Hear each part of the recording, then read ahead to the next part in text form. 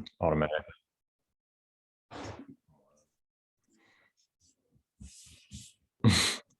Wow. Oh, doing well. We're I don't know how I'm tired. I think I've been chatting with a lot of people, doing a lot Careful, just leave it. Careful, just leave it. He's trying to push my plate of food off the table. He doesn't want me to eat. Just trying to line up the thing so you're in the shot. Don't do it. I'm like slap happy. I couldn't sleep last night. I'll sleep right now. I couldn't sleep this morning either when I was still tired. So I'm adjusting. I've had lots of ups and downs with the COVID journey. And then last night we were talking, yeah, there's like weird, like exhaustion, like tiredness waves. And it's, you know, when you're not feeling well and then you want to feel well, and then you get it in your head that you're like, oh, I'm feeling better. And then you don't feel good. And then you start beating yourself up. You're like, why are you not feeling like it's like a whole like thing, or like not being patient, basically. Yeah. Yeah.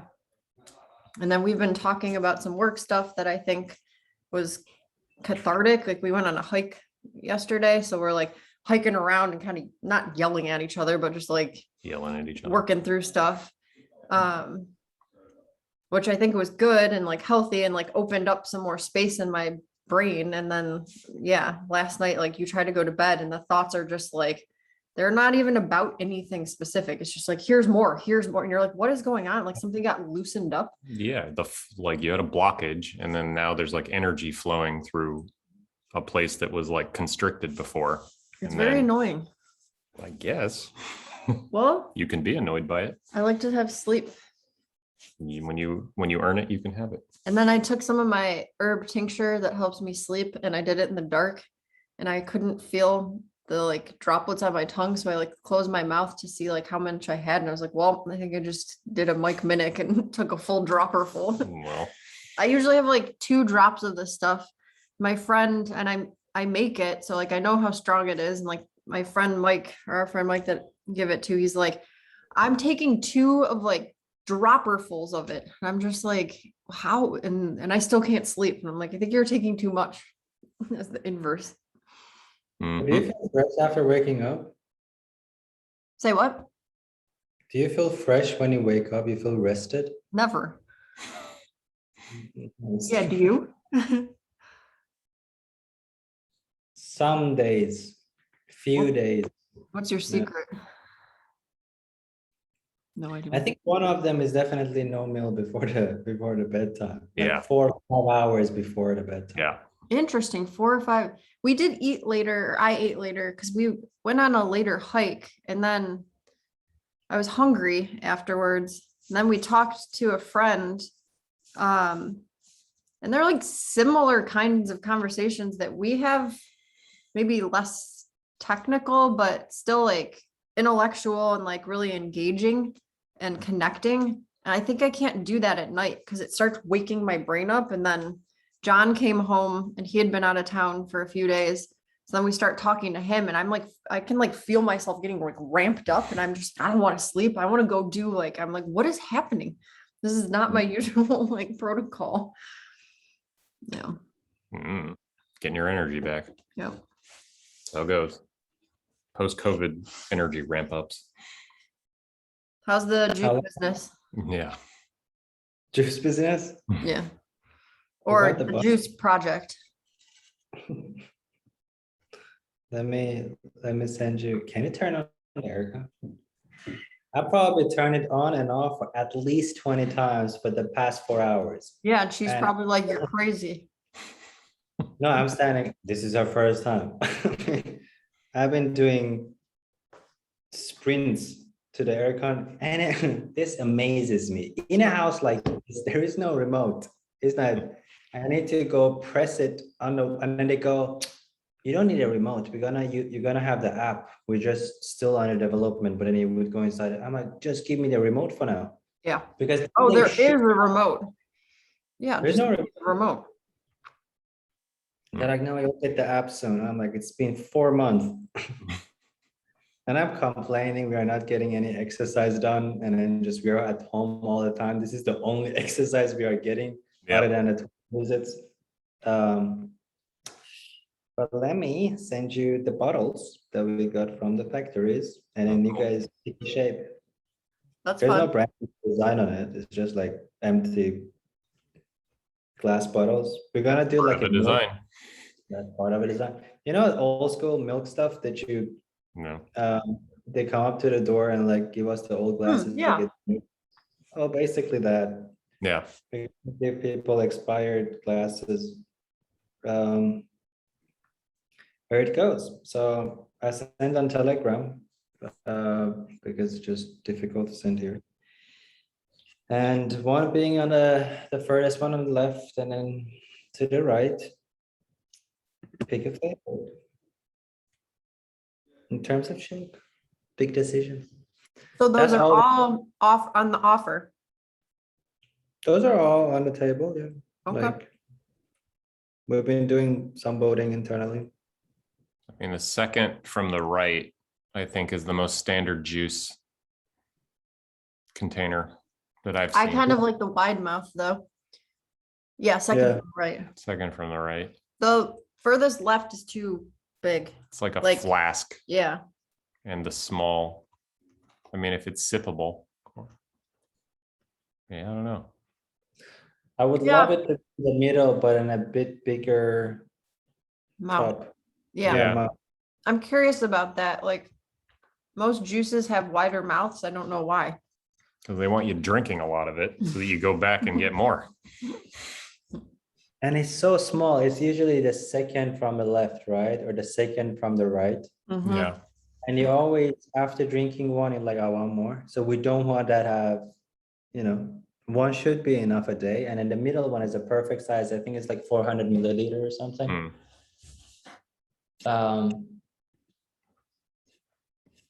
It's like the perfect amount. But then the mouth is weird. Yeah, that's where that at. We still don't have a name, so none of the branding stuff I've started. Yeah. Names are hard. I've been thinking about this, like, because we need to like the overarching project that we're working on needs, A name. yeah, it needs a container, like something pointable. And I've got this thing where I like to have the name grow up, or like it pops up and we're like, that's the name. This one is so abstract that it needs to be brought down to earth, I think, with at least a placeholder name. And like, yeah, it's like naming a kid. Like how do you think about it, right? Like, and how do you give it enough room to grow into something that it needs to? How do you give it some definition so that it, So people know who it is. basically, so that it's recognizable. And it's not a marketing But it thing. is. That is just a piece of it, like naming things for marketing so that it's like, Not just so it's catchy, but yeah, more that's part of it, but so it communicates something. that there's room Yeah. so that it can fill itself in. So yeah, anyways, like, so it's like the concept of a namespace. And like this project could go for, decades or whatever. And so like, what do you do with that, right? Like, I guess we just name it Pete Space. Yeah. Pete Space. What is Pete Space? It was separate, but I like Pete Space. It's like meat space. Yeah. Welcome to Pete Space. This is where we hang out. So we were calling it relational OS. Yeah. Why don't you like that? I mean, relational, maybe. There's a couple things. There's a thing called relational databases, which is like SQL databases and these kinds of things, Old school. Yeah. which are not really relational. I mean, in the sense that, Ironically, yeah. So yeah, like right now I have like the space is like relational, relate, related, and then relata, which is a philosophical term, but yeah, But relata kind of sounds like food, which again, I don't know that that's a bad thing. like a jelly or a jam.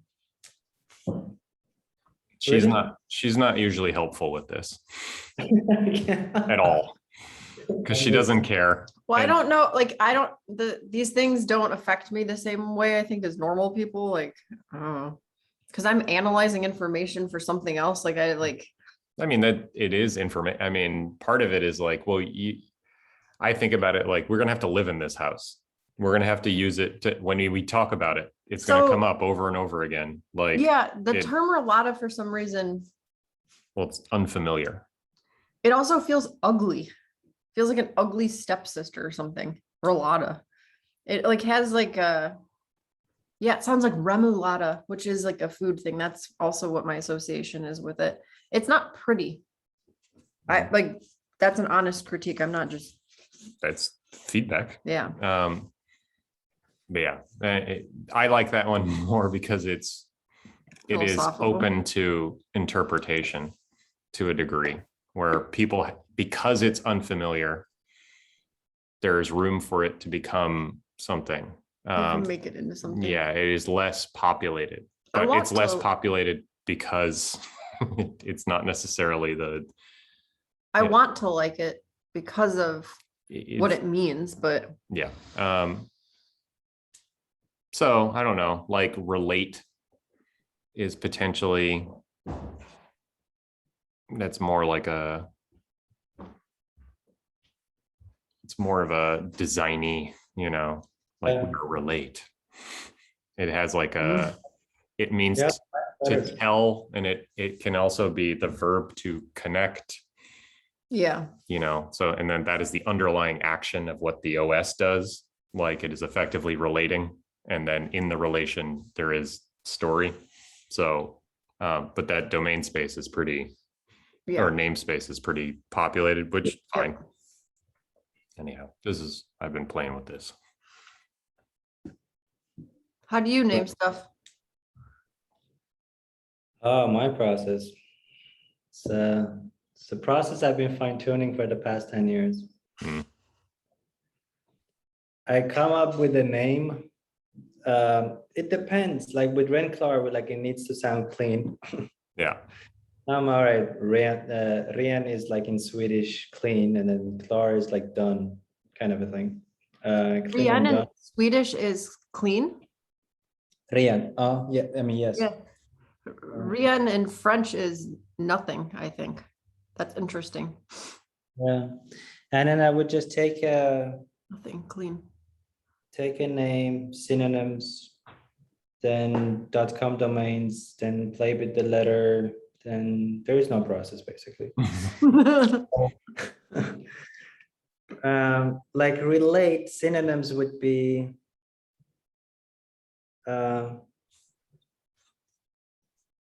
it's nice because this one has some puzzle pieces to it.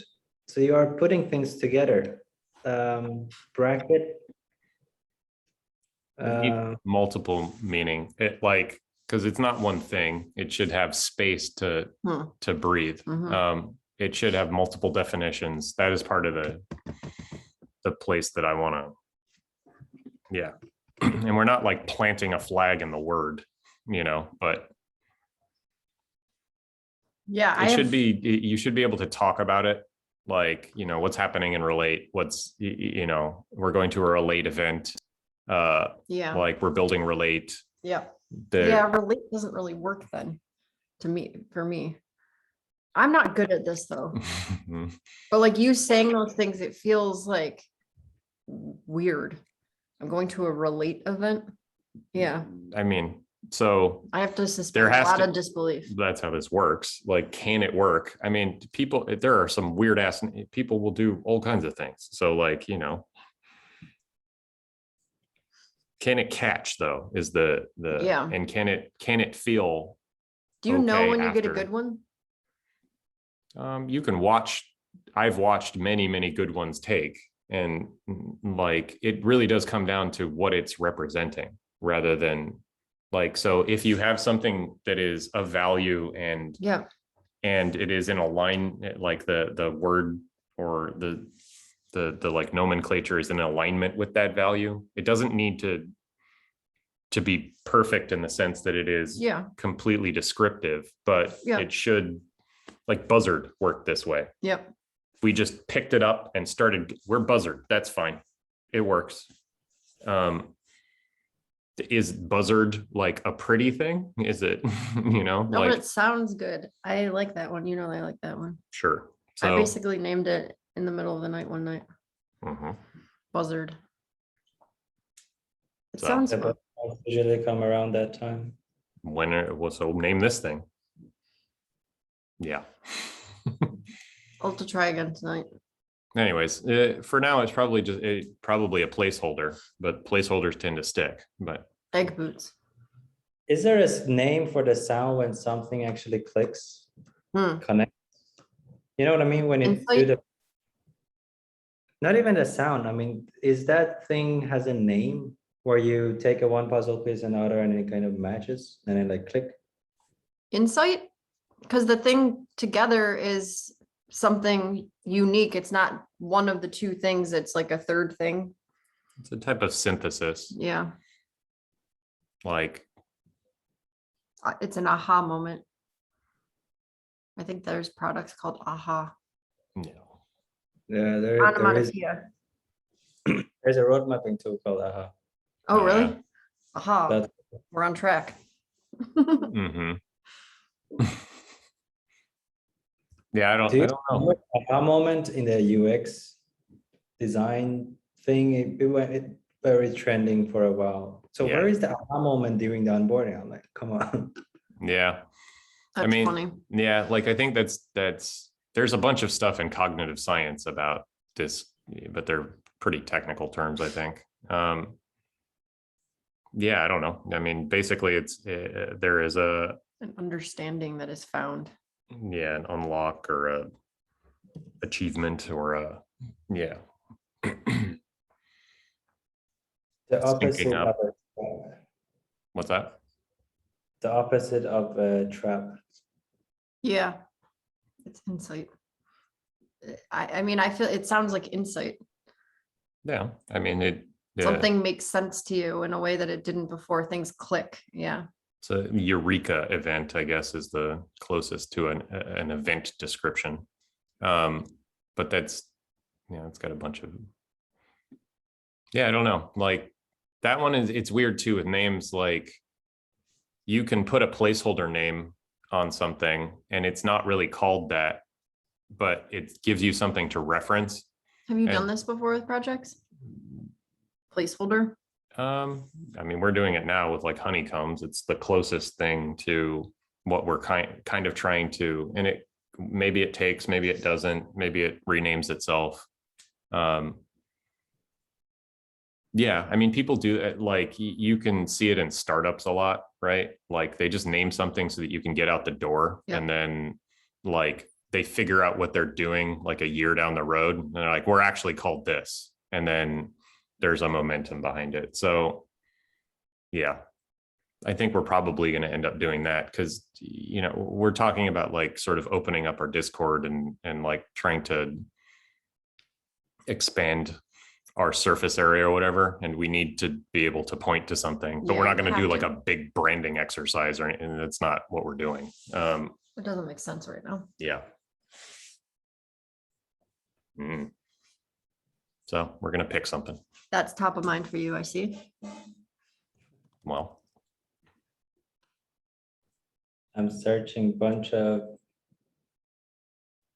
basically my naming process has begun. for Just random like associations. Yeah. Yeah, for this thing. I just like your demon mask in the corner. Yeah, It's pretty creepy. it is.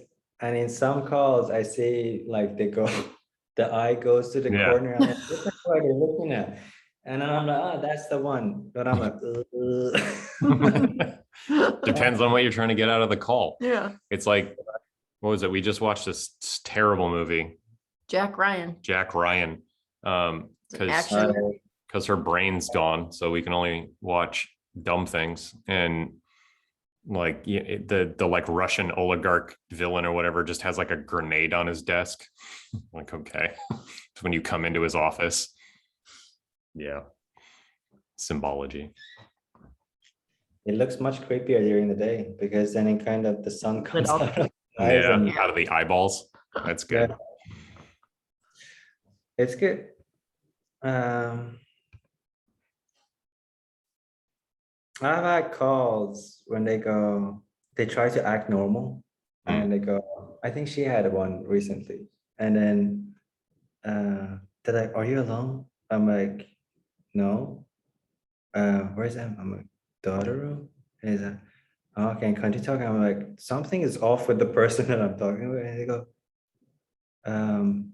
do you want to go to her? I'm like, what the, like, what is it? Is it, there's something behind you. I'm like, Jesus, it's a mask. It's what it is. During the day, kind of like, so it's a ghost and blah, blah, blah. And I'm like, Oh, no, people actually get like worked they up. get, yeah, because it looks off during the day. It's not, it used to be right in the middle Yeah. right here, but then it became like too much to look at. So I just deported it to this corner of the room. Moving further and further out of frame. Yeah, no, it stays there. It won't go anywhere. It's really, I really like it. But yeah, it freaks people out sometimes. That's just Myself included. yeah, that's part of the thing. It's I mean, that's what these things are for, right? They're Yeah. meant to remind you of the Of your mortality. effectively or different things. I mean, there's all the Ooh, a red rug. wow. Yeah, this whole room is it's a weird vibe in here. It's like a king's room. There you go. It's Got all hell. your It's hell. I mean, you have that thing, and then the carpet is good. It's nice. Interestingly, well, not interestingly, my computer is here, so I'm stuck here. Even though it's a laptop, I can't move it anywhere. Majority of stick the time, there. I'm sitting. Yep. Yeah, I sit.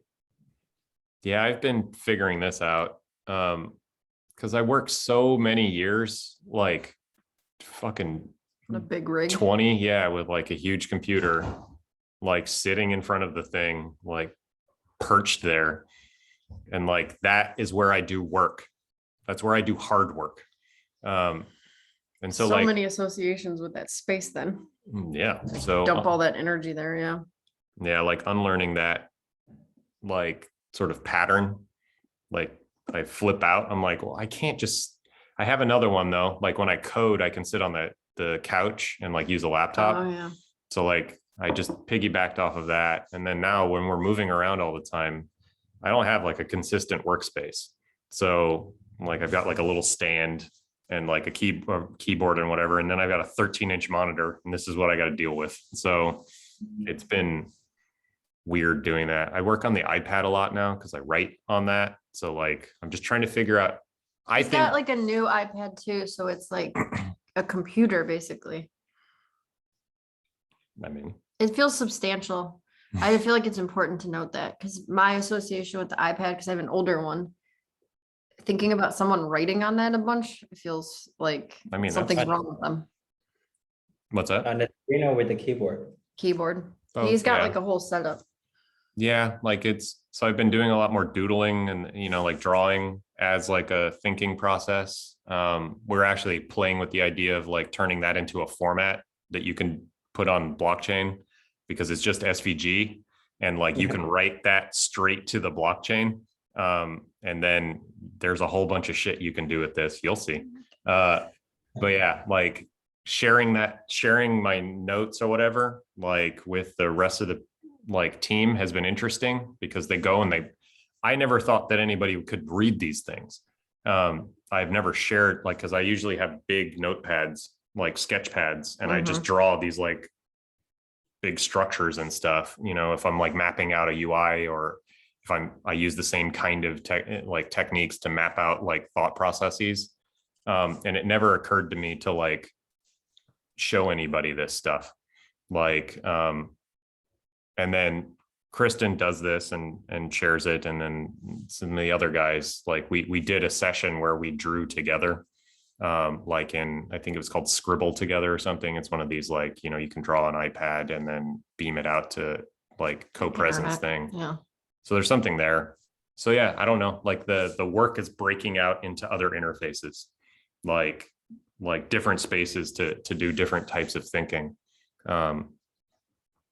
I think it's going to be more and more of this in general, like the computer as a place to go to do work. It should be the inverse. The computer should be there for you when you're ready to think or do work. Like, I think we're slowly moving in Not that direction. necessarily as much the inverse is, like there's other tooling available. Like one of the things, if you have Markdown as your sort of basis for a blog like we've been using, you can do that on your phone. Yeah. Like that's crazy. So you don't have to have a full computer. Like it's nice to know that there's optionality, I guess. Yeah. Sure. I think that it, like, so in a tool sense, like the tooling should afford the, like, it should offer opportunity to think in alignment with where you're at. Like, I'd like the idea that there is more physicality, there's more movement. Yeah, I don't know. We've talked about this before, but like the AR thing, like the environment becomes your canvas. Like, you know, Google Glass tried to do this, but their like version of it is like, you can read emails while you're walking around. I'm like, okay. No one wants to do that. Everyone does that anyway. Yeah. So like, you know, can you do deeper work or different types of work or whatever? You know, this is all, I don't know. Like, I will say that the Obsidian and like the Apple, I guess Mac OS like filing system works really well. I've been like amazed at how well the Mac OS like file system transfers across all of my devices. Like I still can't believe it. I don't know why. Like there's no syncing problems. Like you can pull up sure. any information. Like I like that. Like I like to be able to move between devices, Yeah. especially The like copy and paste. The copy and paste across devices, that's magic right there. Yeah. oh yeah, I forgot about that. Something- Yeah, it's so smooth. It works every time. So It feels reliable. it does feel magical. Yeah. Little things like that. That's how things should work though. Like, Takes time. yeah. Yeah. I mean, we're at the absolute beginning of that. Like, and it takes a $2 trillion company to pull it off. So yeah, I don't know, like the fluidity of like interface between, Hardware devices. I mean, this is how the protocols work, right? So like we've had a version of this with email, right? Like, you know, you Yep. can have different email clients on different laptop, you know, it can be on any device effectively, right? And you can move between them. Nobody owns email. If we could do that with drawings and images and, you know, browsing and all kinds of different stuff, there is a potential for fluidity there that is, much greater than what it is now. There's I so think much so. that is locked into yeah. apps and platforms. Yeah. I mean, we like for that, like copy and paste to work. Like, I mean, we've got like, I don't know, $5,000 or $6,000 worth of computer gear around. And like, that's the, you've got to have that so that it makes any sense. I don't know. Got to drive the price down on that. It should be a foregone conclusion, but I don't know. We'll just install it into your brain. That's one route. I mean, are we gonna move towards that more like embedded tech stuff? Because that's crazy to think about. Like if we did move that way and it had value and then people are like, I don't know, drugging people and then surgically removing devices because they can sell them on the black market. What the hell are you talking about? This is what happens when I don't sleep well. I'm in a sci-fi book right now. Clearly. But it feels like, I mean, there will be some reality to that. Sure. I mean, are people drugging people and stealing their phones now? They can break into their house, but like it's harder to break into someone's brain to steal something. And if you don't want to murder them, you have to drug them. I mean, I guess if you're I'm not totally being silly about this. Like, that seems like a plausible reality where people have embedded that part, fine. computational power. It has value. There's rich people who have like better operating systems embedded, and then someone wants that. Like, I mean, so this would assume a world where this It's embeddable interoperable. thing, you could just take it out of somebody's head and pop it into somebody else's head. yeah, maybe. And I mean, so doing brain surgery is Yeah, like a that's pretty expensive. precise, but maybe you get it. I don't know. Elon Fine. Musk is trying to get it standardized. So you have a input output or whatever. I don't know. That's weird to think about. Like, if you get the embedded stuff. What are you talking about? No, you know, whenever you see somebody just weird emotions popping up in their face when you're looking at the screen, I'm like, what's going on? Is that Are like you okay? Yeah. what kind of a movie is this? Turns out she's watching herself in YouTube. That'll do it. Yeah. It's the You're most like, holy emotive. shit, that's what I look like. Okay. Yeah. Emotional. Mm-hmm. It's an emotional journey. It is. One last thing about the embedded stuff. This is more reasonable. So if you did have embedded stuff, there is like my dad and his wife both have this sort of like way of operating in the world right now because they have hearing aids, both of them, and they're Bluetooth hearing aids and you can't see them really. So they have this like embedded thing, and then they'll get a phone call and they have to use the phone to like turn it on, like to pick up the call. But then all of a sudden, like you're talking to them and then they're like, hold on. And then you're what? And they're on a phone call and you're just like, what is going on? So if we do embed technology, like the embedded nature of being able to talk to people, like that's weird. You can like, it's basically like sharing thoughts, like you're in someone's head. Like that thought, like I was thinking about that book that I always forget the name of, where there's some drug nexus where you take the drug and you can communicate or commune with other people through thought. Like there's an open like network basically. But this could be moderated and mediated by technology. That's an interesting. I mean, we have this now. This exists now. AirPods, people are in a conversation in the room. They just pick up their phone and they're in. But the more seamless it gets, where you don't have to hold any hardware, something's embedded. There's like I don't know how you do it, but there's some protocol for opening up, like allowing that transaction. And then you'll probably get things where you've got couples where like Em and Farzad are connected and across the room, he can just say in her head, like, because they have an open protocol. Like what's going on? Are you okay? You're making weird faces. She can say back to him without saying anything. Like, I'm fine. I'm watching myself on YouTube. So how long have you not been able to sleep well? One night. One night? This is one night. Yeah. One night and I took. Nice, you can write a sci-fi book. Yep. Yeah. One night and I took passion flower. I should go look up what that herb was. Passion flower has very relaxing like effects. So like a passion flower tea or tincture can help with sleep. If you want the heavy hitter, skull cap. Meditation doesn't make you kind of calm and ready to sleep? Do you meditate? I do.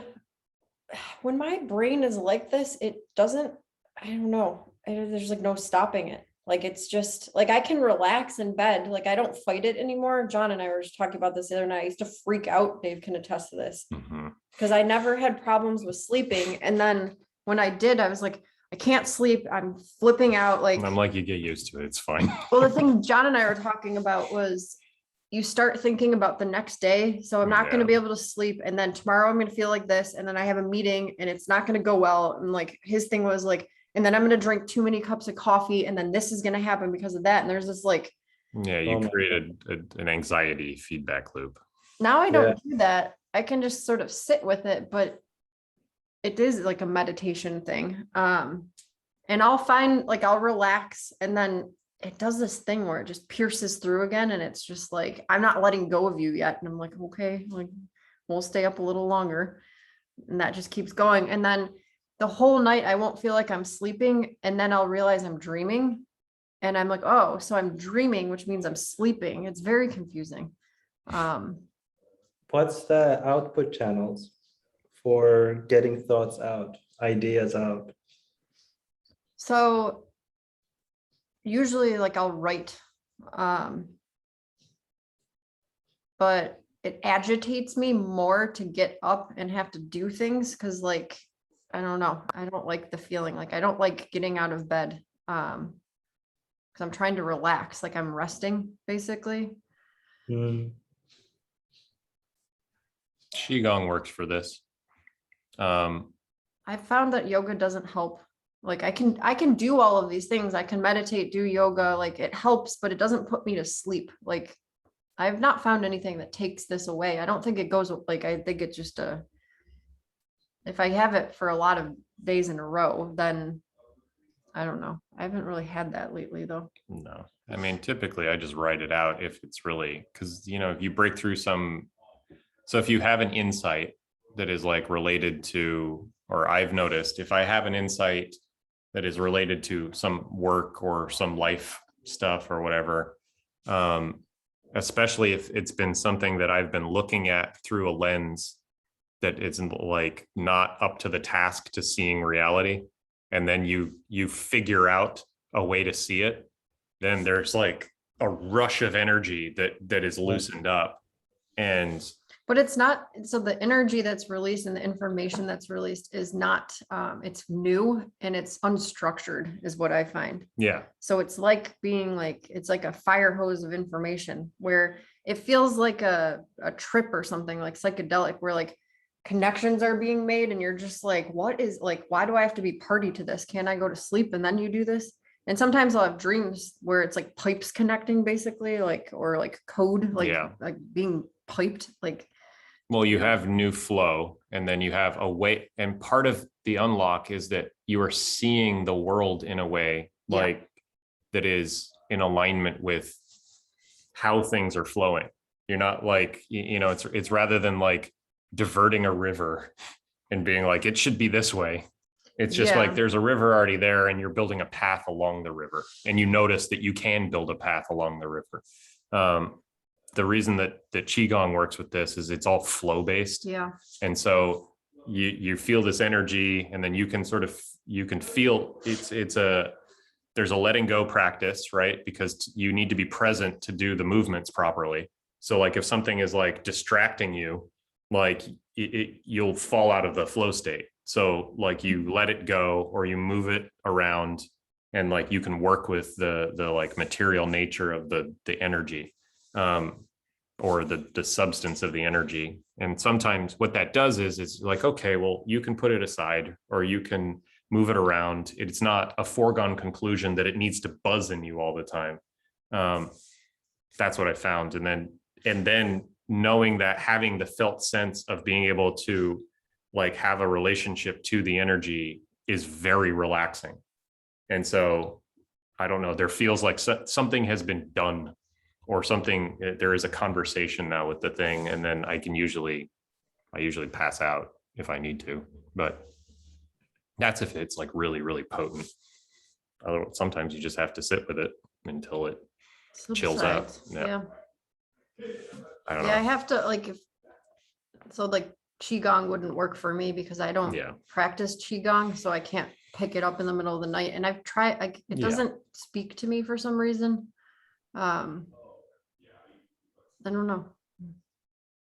I mean, It's there are interesting. other energetic practices. Well, yoga is completely different in that Yeah. regard. Like yoga, and like I guess the way that I deal with it is more like the yoga thing where you don't judge what is happening like in your mind, Sure.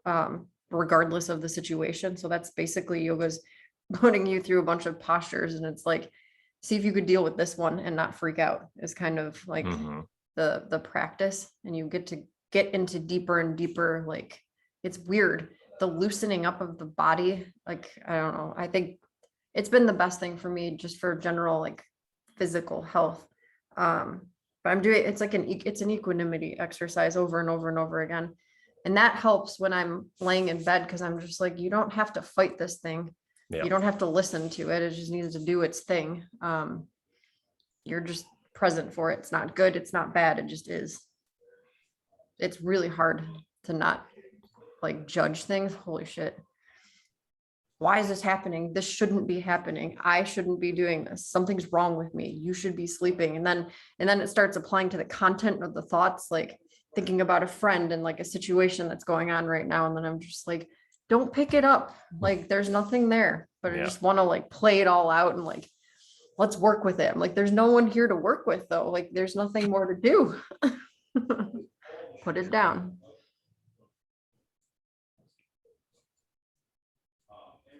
I haven't been able to still the mind for a very, very long time. Even when I meditate, I never get that. I don't even reach 80% of what I used to reach when I was in Sweden meditating because I was so distant from my thoughts. I was my own, I wasn't my thoughts basically. So I could actually watch them. everything Yeah. just go by. But nowadays when I meditate, it feels like I'm faking the experience. It doesn't feel that I'm reaching that Yeah, I can feel like that. Yeah, it's clarity. about the practice usually. Like, Can you be present though and notice that you're following the thoughts? I started doing like going downstairs for a walk and try to not push myself as hard during exercises, but then the foot has been broken for a few yeah, weeks. But whenever you kind of get a moment to look at a tree or look at the top of something, or at least for me, that's when I kind of like it's happening. Like this is life now, and then that's Yeah. how it feels like if you are present. No, it feels more of I'm in a river and I'm just going with the flow, and I feel like we've got a lot of opportunities now, trying to seize them, and it's present in a way that I'm excited about everything that is happening, but not present in a very calming sense where I can enjoy the wind, or I can enjoy the yeah. smell of the wind or anything like that. Why? This whole thing is weird though. Why Yeah. can't you enjoy it? What's the nature of the distraction, I guess? Or like is something pulling on you? Say it again. Always next. It's like as soon as Interesting. yeah. So I just pull out my notebook. I mean, notebook. I Mhm. don't carry a notebook around. My note app, and I would just write something. Or then now, we actually have a manager, so I just dump everything to him every morning. And I'm like, all right, free space of mind. Yeah. But it's better. I feel a little bit distant, but I would love to get back to the clarity of thoughts that I had 4 years ago. Do you have a sense of why you're chasing what's next? Do you know are you looking for something?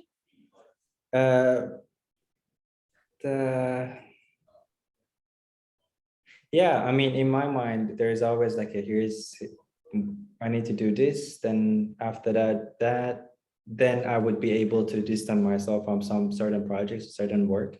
Yeah. Then I would get some more free time. Now it's just, all right, this person, put it in touch with the other person and then make them work better together. So they are in the flow. I have probably 3 steps away from checking out from most things, and then just chase these physical type of projects and less Like the digital. juice. Clothes, fun things like that. Yeah. But then now we got up with this conglomerate came back with some work, and we're like, all right, there we go. After 8 months of trying to figure out a better relationship where Tree Drops could act as a startup studio for them, to as a kind of a design house for their idea. So whenever they have an idea for things, let's just flesh it out. And if there is a potential of it being something separate, then we bring in and actually we build a company around it and a team, and then they would sell it. Instead of selling the design, you buy the company, Yeah. with everybody in it. I always had a difficulty kind of separating the two, and that pitch usually failed because we're like, what's the difference? Where do we actually charge money for it in terms of design consulting or the ideas that we are delivering? And when do we say, hey, we can build this? You guys can't build products. We can do it for you. Then we came up with a process around it, and then we had the call 2 days ago, and we are back to chasing that in and thing. And then Tree Drops is gonna have a relationship with them, so we know there is always gonna be work and money coming in. And with Inan, we have one thing that we're gonna design and then go send it around in pass it along VCs to see who's interested in investing, then take their offer and then show it to these two conglomerates here and say, do you guys want to invest or partner up or whatever? You guys can, because whenever we have an idea, and we have two now, we flesh out some designs for it, we showed it to some people and they go, yeah, this could be potentially something that could work in Thailand. The idea. They were like, who are the right partners for this? It needs to be backed by government stamp, need to be on it for it to be trusted as such.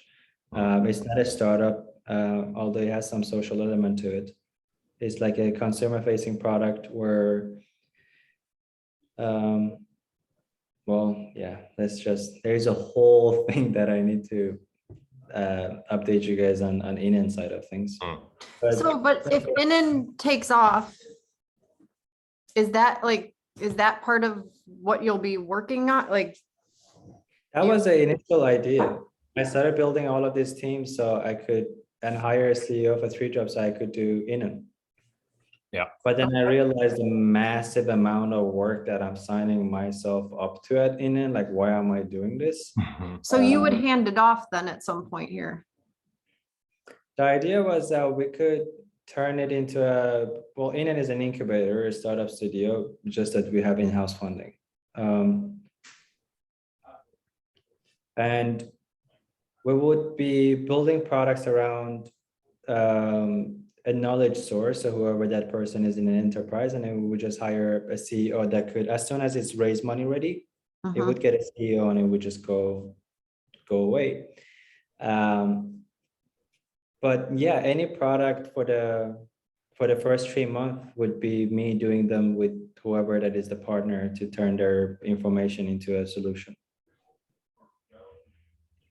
And it was just, I went like, oh, there is an opportunity. Why not take it? We've never tried it. We've been bootstrapping things all the time. What happens if we don't? No. And what happens? Just hire one person and then hire two people. We'll figure it out. And then 3-4 months later, we're like, maybe we are doing this. Are we doing this? And then it seems like we are doing this. But I think it's still 4 months away from actually getting it on the paper and like, this is it. Easily 4 months away. I would say 4-6 months away from Inan. The first venture gets backed the way that we want it. They take the majority. We build it out. It gets a valuation. You buy it for the price of the valuation. You're not paying us for the design that we did for the product. Or you let us take other VCs and we raise more money for it. With the chase of becoming Thailand's third promising startup. Anyway, the reason they reached out to me is that they want to build a software company. And they hired a few people, and seems like nobody in here done product. Mhm.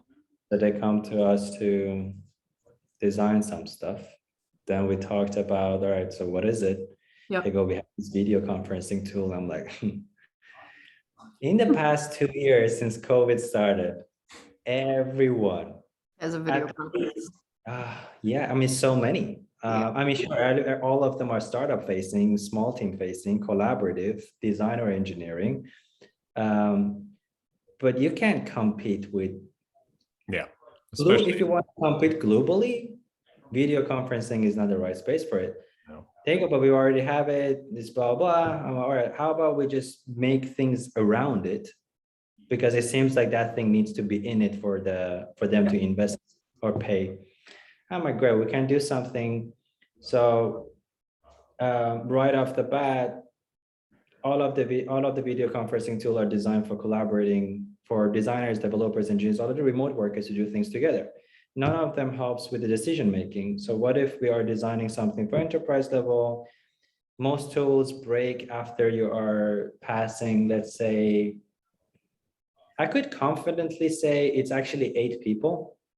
But then some tools actually like, yeah, it works up to 20 people. But then at that point, it's just a presentation.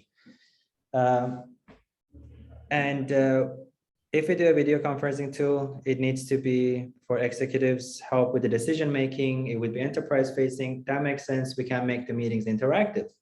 That could be the only idea that could be something that you could go bring it to Europe or US and like, hey, we have something. Otherwise, you cannot go and say, we have whiteboard in our video call. We have this. Everybody is great at it currently. yeah, building features is easy. Like, and more and more and more people can do it because it's becoming more and more accessible because there's more and more talent in the pool. And people will go to the thing that they can understand. A whiteboard, I can build that. And it's collaborative. So, and everybody trying to solve their own problems, and then Yeah. product people solving their own product issues, and everything looks the same. Yep. But executives solving their own problems, that never happens. Yeah. They can't. They don't have the tools or they don't have the skills. Mm. So if we say, how about this? Does this sound good? Oh, great. Let's do that. Oh my, great. We do a 2 weeks design round. We show it to the big boss. And if he says yes, we take an 8 weeks and we do the kind of a recurring thing. So concepts for 3 jobs cost this much. Once we like, there is something in here, we extend it with another 2 months. We flesh it out. We send it to our VC friends in Europe and US. Looks good. Something you want to invest in. Great. It looks like we have something. Interesting. You guys take it. We don't do it. But if you guys come You're to like us, a broker. Yeah. kind of. Or like a design broker. Yeah, it's design vision brokering.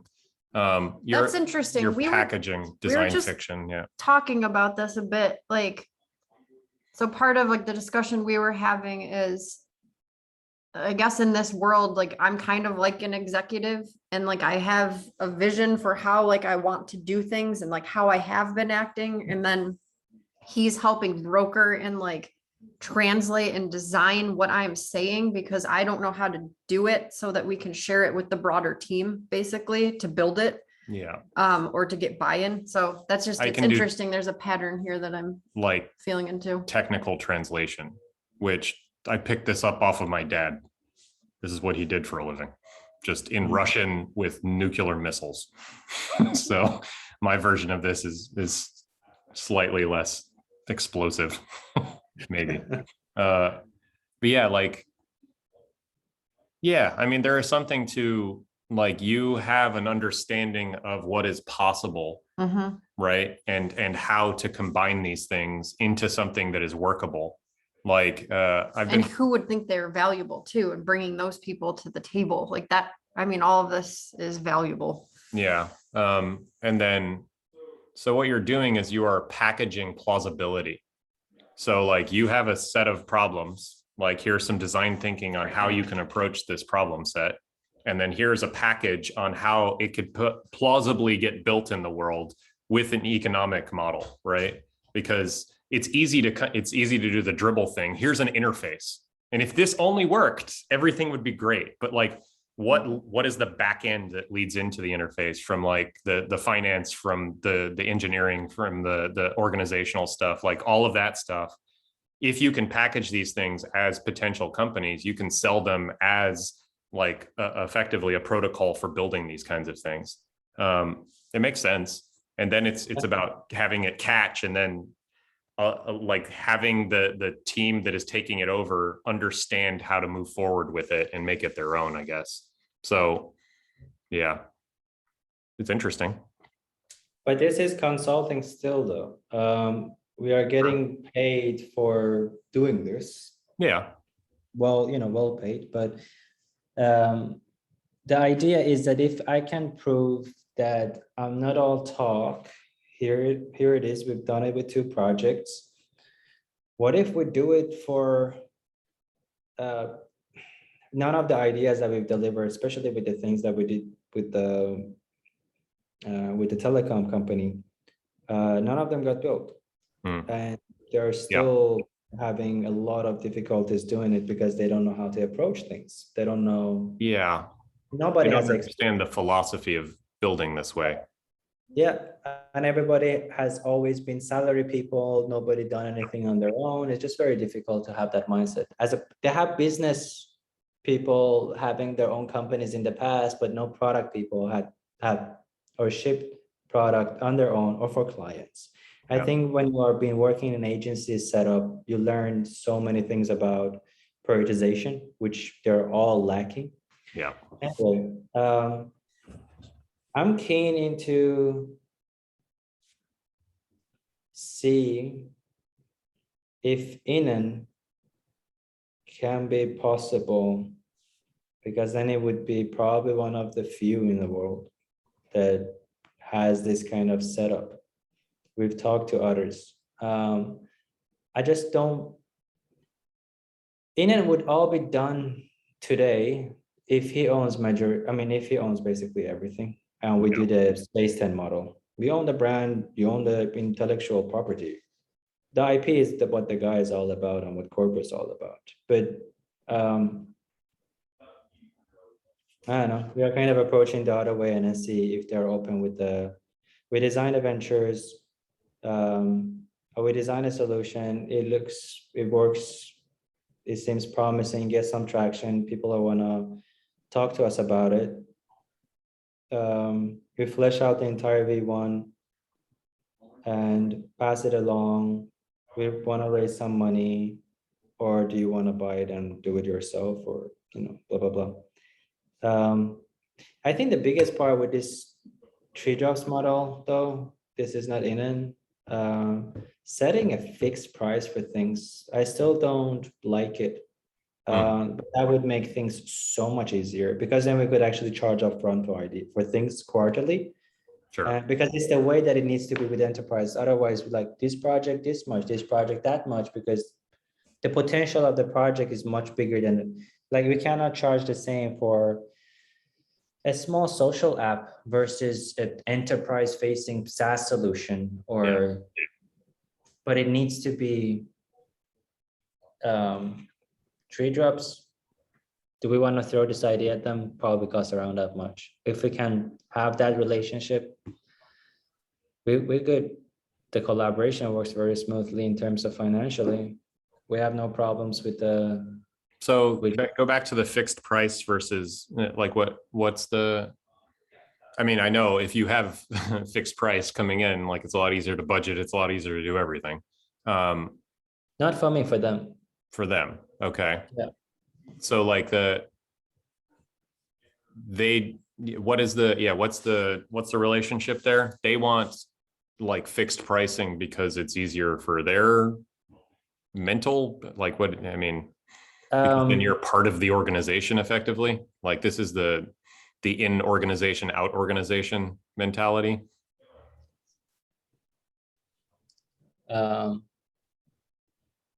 Knowing the cost of things would make it easier for us to get all kinds of projects from them faster without, hey, how much is this? Should this be a thing we should be doing? What's the, do we, or you know what I mean? Like instead we could go 3 drops takes as an example number, not the real number. 100, right? 100K for a concept. Yeah. All right, great, we got it. V1 usually around, not usually around, but 500,000 or whatever. Great. So is this idea big enough to throw this along, towards their basket, garden, whatever? Otherwise, they're gonna have scheduled calls with us. They told me the idea. I'm like, great. And then we go figure it out in 2 weeks. We come back. It was big. It's gonna be big. This is how much it's gonna cost. And like, yes, but then it's not easy to schedule those type of calls with the people that have budgets. We just want to make something smooth. You like the idea. He would just, yep, I know the cost, boom, check, done. And we can charge quarterly then. Back to the model that we told them 6 months ago. Yeah. Quarterly means X amount of ideas can be fleshed out. Get a glimpse into your future. Throw whatever you want to throw to us, and we visualize it. You pass it around. We told you how. So is this just like a retainer deal where they're retaining some amount of work over a set period of time, and you'll do vision work with whatever they've got, but there's a budget of that vision work? Yeah, I hate the word recurring, I mean, a retainer model, because we work so hard to get out of it. But with this to be a smooth, transparent, successful relationship, it needs to be a retainer model, but for vision, not for people. Because retainer is usually number of weeks, or people attached to it. It's more of a. They're retaining the right to have vision work done. So like, and that vision work, you can put you could peg a price to that vision work, like generalized vision work. Like you're operating as, I don't know if any of this makes any sense, but this is what's coming to mind. So you're operating as like a symbiotic entity, right? Like you're not part of the firm, but you have created an API, an interface to the firm. And what you're available to do is be like an appendage that works in vision. And vision has like a set rate. Like, I don't know how you set that rate, but you have a stable of talent that can come in and out. They're not like, and we were talking about this, like they may want some specific thinker within that stable of talent, but you're representing that talent, right? And you are putting a set price on generalized quality of talent. So like if you need vision work, you come to me and then I'll arrange all of it and you will get vision back. You don't need to know who's doing it. You don't need to know the hourly stuff. It just costs this much per whatever. Exactly. Yeah. That's always what we've been charging. Okay. Now we just need to put a cap on it. Like it's a fixed amount. It's a fixed amount for the first year. We sign a 1-year contract. Yeah. And it's charged quarterly, and we give you a bucket per quarter. We go pick your 3 ideas, and we flesh out 3 ideas in this quarter. What do you want to explore? And they go, don't know, but we just want something in that space. We go make one. It's fun. It's the right way for an enterprise to come up with a solution instead of forcing it. And if any of these, and we would basically slowly build a team around this, just this one client. Yeah, I mean, this is the demand. So like what I'm pushing into now is like what that interface looks like, what the nature of that interface is, like how they are thinking about how to use this vision time, right? Like, do they use it to produce something that is actionable that like will turn into an actual product, or are they using it as a device to better see the world with? Like you're their eyes into the future, and like yeah, yeah. So offering them that, and then being like, hey, we can concept this stuff. We can come up with things that are plausible, right? They are buildable. They require some amount of resource.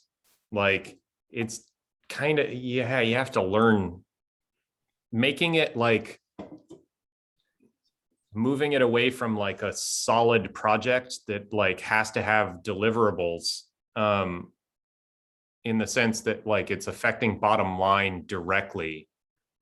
Yeah, there's too much politics. I don't understand enough of like what these people want. You're on the ground on it. So I want to promise them 3 ideas quarterly fleshed out. And but what I'm pitching them is basically in and on a consulting fee, which is what I don't want to do.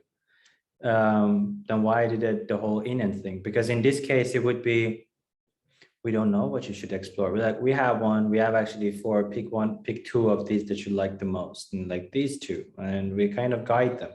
And it seems like we are at the stage where we're like, that's not a good idea. How about this? They're like, okay. So if we are at that point, we are basically making projects for ourselves. We're getting paid to do them. yeah, this is where I ended up.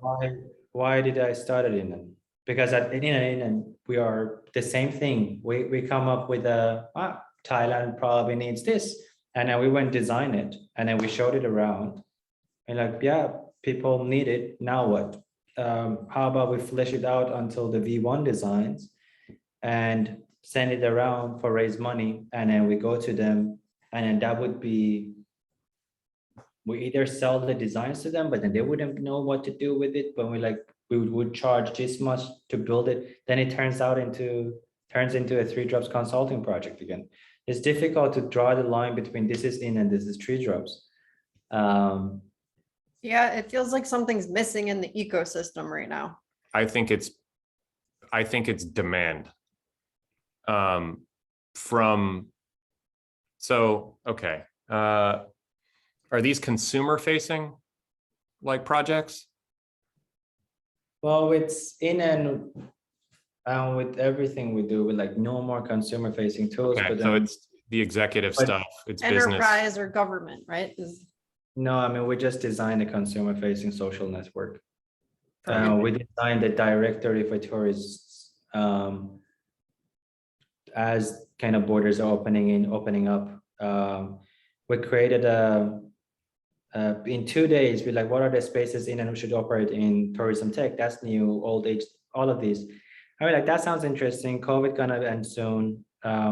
Let's just create something when tourists come here, they know where to go, what to do, what to buy. Great. If we can influence their buying decisions, there is a gov stamp on it. We basically can run them. Their pockets is deeper than the local pockets. Then if we make a solution where it recommends them places to go, places to visit, to buy, to stay, we can influence their buying decisions.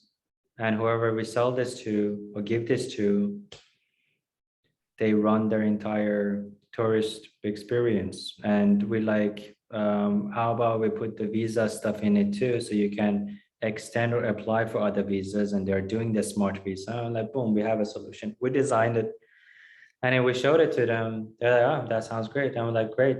We started with tourists, and if this thing becomes a useful thing for tourists, we can actually make a network, a social network for locals to do the similar thing, but for mainly user-generated content on the map. What are the things that are happening in here? Because currently they are all doing it on Twitter. It's not made for it. All of the events or news or things that are happening in Thailand is usually discovered through Twitter. People taking pictures of places. This thing is happening here. There is a protest here, or there is a accident here, or there is an event here. We designed a network, social network for Japan a couple of years ago with MetaLab. And we designed the idea that like, we want a social network. We wanted to be map based. We're like, perfect, we have something. Let's just go play around with the idea. But now it works in here. It would work here. They want to make it easier for people to come here to discover Thailand, the new Thailand. Not here are the massage places and here are the beaches, but more of a. So what are the frictions for it not working? No, it works. It's just that, is it in or is it 3 drops? Where do we draw the line that, and then we have a company OS where we are integrating the solution with all the tools to make it people are not tampering with data when they are reporting upwards. Things are easy to be pulled from different data. That's company OS, that's SaaS, that can be in. All of the consumer facing stuff we sell as through 3 drops to the enterprise, and things that we believe we are able to turn it into a company. 3 drops doesn't build out the product in full usually, right? It's just the design. Yeah. Yeah, the stack. So there's something missing, like who builds the thing? Like, so there's like something in the ecosystem's missing. Like you've got like a good pipeline, but you need to add another piece. Yeah. I mean, we have engineers that we could actually build it, or we can bring in the developer partners to build it out. It's just, and we do it with the 3 drops too. Although the client comes for product design, but then suddenly we do branding and marketing and sometimes development for them too. But from the outside, 3 drops is only a software design agency. Yeah. I mean, this one like needs to be built and then like Tested and used. Do- And yeah. it has to, it needs if to be it's gonna, held. yeah. Cause like Someone has to own this and like nurture it over time. yeah, or else they don't go anywhere. So how about this is actually 3 drops that we are kind of proving that we are able to do these, come up with the ideas, and we can flesh them out and pass it around. Execution is what you're missing here. Yep. Yeah, but are we doing it on 3 drops or in? Or something else. I mean, so if in the in case, In makes more sense. I mean, if you are trying to find a stable of like, because you're saying that you need to be the founder on each of these things for a bit. No, so okay, then you need to Putting find. the team together. Say again. I'm just putting the team together. I'm just putting the product together. Once in a good place, I can put a team together. Then Yeah, I think it in makes more sense to me. Let 3 drops do what it's good at, what it has been good at forever. In is the one that's bringing like the sort of the idea and concept to 3 drops, and then they're passing it back and they're like, here, now make this. And then it's like, yeah, that makes sense for what we felt out into the world. And like you put the front end, the design on it, we will build it now. And own it. So with 3 drops, it would be we get hired to do the visions and designs, and if they want us to execute it, then it turns into an in project. But then the money that they paid already for 3 drops will be considered as an investment into the idea, and then we continue executing. Yeah, I mean, 3 drops could be a as a- subcontractor of in, right? There's like a package here where there's like a pipeline and you just put part of the process like outside of the walls of in because you have a trusted third party, which is 3 drops that you know you can work with. They don't need to know where the design's coming from unless that's a value add, like, because that's part of your stable of talent. You have a pipeline for design and vision that you've vetted, and now you're building sort of like an executable like company thing, right? Within like it's going to have a founding team, it's going to have like properties to build out and execute on this thing. It can tap like a resource of 3 drops to get the vision work done, and then somebody or some buddies are running the teams that are on top of these projects to see it. It's incubating them, they're seeds, right? So finding the founder product fit, or somebody who can deal with the larger organization, also deal with the running of the team. You can create, in can offer services on management and like coordination and admin and all of these kinds of things. Yeah. So when they come to us with a thing that already exists, right? Mm-hmm. This is so all now it's solved, right? 3drops does a design. When there is an execution time, in and comes in, it becomes a venture, blah blah. But if the thing started as a thing that already existed in their company, in this case, there are a bunch of these tools that they started, they never shipped, it never got anywhere. They're like, this is ours. If it comes to you, it's still ours. It won't be yours. Then in is, how would that make sense? I mean, if they're drawing a line on that, like, okay, well, you can have your pile of shit and it won't work. Keep it. No. I don't want it, but I will play with it if you give me a piece of that, and then I'll make it good and I'll put a team on it and it'll be activated. Or you can keep your pile of shit. Take it to somebody else. They can have it too. I don't want it. See ya. What's the deal here? Like, you don't need their money. Like, what you want to do is develop something together, right? And to develop something together, you need a piece of that so that you have an incentive structure so that you can bring in high quality talent and offer them options to own a stake in this thing. Because if you want high caliber work done, you need to give ownership stake to people. That's how it works now, right? Okay. Like, if It's they invitational then. You're yeah, inviting partnership, right? Like, let's work on this together. yeah. So they pay 3 jobs. We do the design, everything goes well. They're like, let's execute this. And we're like, great. I can build a team around this. I can put all of this in place. But then it will be we'll start it as a new venture, blah, blah, blah. You guys own the majority. We take a small stake. What happens to the money they already paid to 3 jobs? I mean, Because you say it's a consult. It would be. Is it a seed investment? Like, yeah, you can look at it that way. This is an on-ramp to a further partnership. So like, we are going to offer you vision work, or however you package that.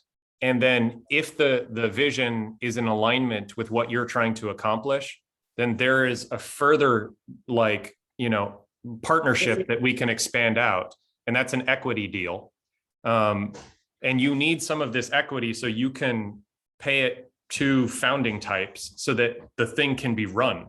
Like, because the founders are not going to work for no equity. It just won't, they won't do it. Like, so if you want the caliber of somebody who can take this thing and run it and also interface with the larger organization, I don't understand the founder type that works with this larger organization and what the deal is there. I think that needs to be worked out, but there's something there. Yeah. What's the goal of the pre-seed money? Actually, like, so investors give a founder pre-seed money of, let's say, 700, right? That seems to be an average price right now. Sure. Nowadays was much smaller 4 years ago.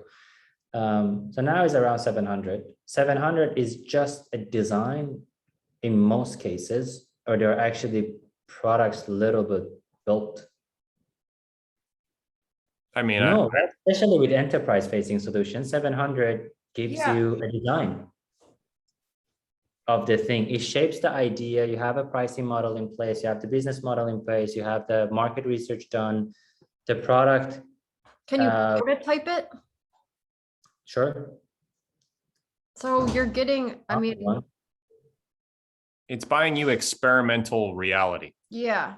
That's what, like, so you are going to go take this thing and put it in front of people and get data back on whether or not your plan has any sort of relationship to reality. It's kind of like a request for proposals, and the proposal that they're getting back is like really detailed Yeah. so that they can, like, yeah, and they already own they have an ownership stake in the proposal that's made. If it does, like, they're like, yeah, that's a good one. That 700 goes already towards like their equity owned. So they're already like, I don't know. It's weird. It's like jumpstart. Yeah. So that puts things a little bit more structured. So they come with an idea with like $500,000 to flesh it out, do everything. You say, I want to be in software space, the B2C. Great, we'll get at it. We come up with a bunch of ideas. We pick one, blah, blah, blah, for that $500,000. One of them becomes really good. we flesh it out, pass it around, it gets a certain valuation, certain interest from other VCs, and we're like, there is something here. We go back, now you guys can execute it. There's potential in here. They go, we can't execute it. Can you guys execute it? Wonderful. It becomes a venture on their in, and you guys take the majority. The money already spent on it will be the pre-seed money, but then now we need the seed money to actually go build it out. Yeah, it's another round. It's You're another raising round. a second round. Yeah. You can participate. You can be the only investor, or we will raise with others.